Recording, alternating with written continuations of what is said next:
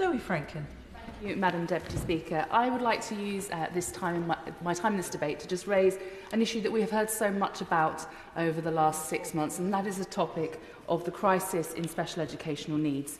2 weeks ago, I had the privilege of visiting a coffee morning held by Family Voice in my constituency of Guildford, and I was honoured to be able to hear some of the stories from a group of mums who shared their experiences relating to their children's journey and trying to get support for those young people. And every single one of them stressed to me how challenging that journey has been.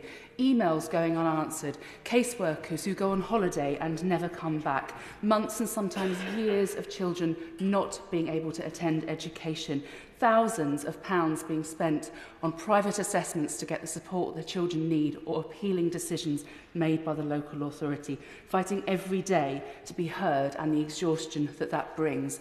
But the thing that distressed me the most, Madam Speaker, was the moment when one mum shared that she had considered, as a result of this whole process, suicide.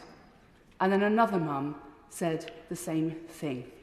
How are we in a position that the process that is designed to support and provide provision for young people is creating so much distress that families are at breaking point and even considering ending their own lives?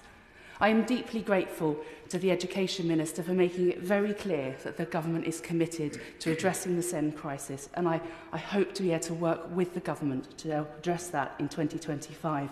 But I just want to illustrate with two very quick stories to just really emphasise how desperately the situation needs to change.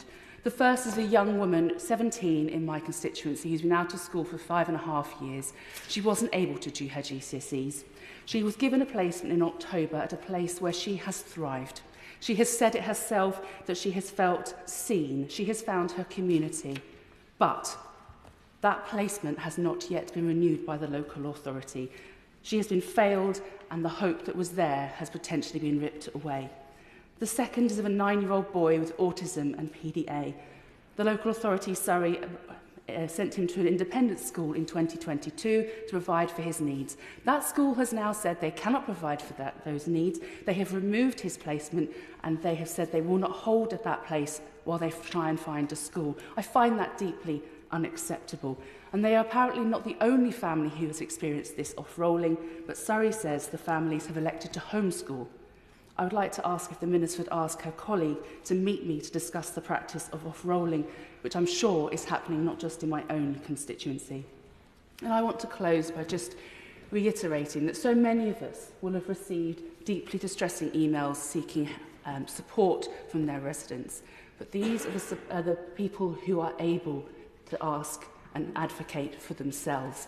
How many families are unable, for various reasons, to advocate for themselves?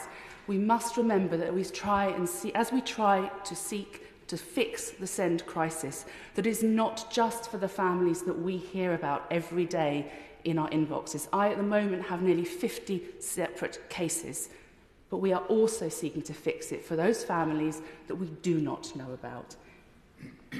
As I said, I hope that we will be able to work across this House in 2025 to seek to fix this crisis, because we must not continue to allow our children to be failed. Thank you, Madam Speaker.